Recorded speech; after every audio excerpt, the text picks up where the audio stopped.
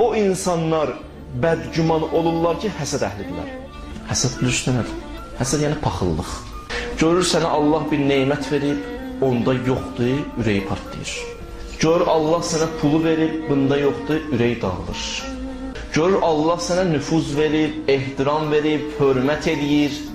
İnsanlar sənə, bunda amma yoxdur. Ürək param-param olub.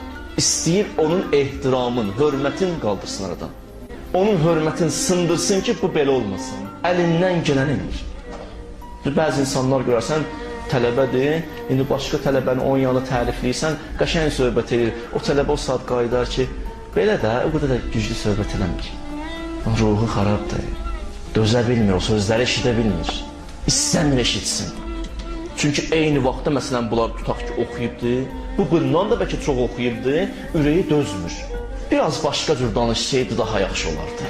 Onun qəlbi xaraba gündədir. Həsəd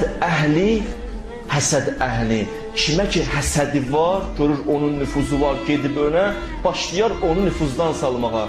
Bədgüman olar onun bütün əməllərinə, pis təhlil edir.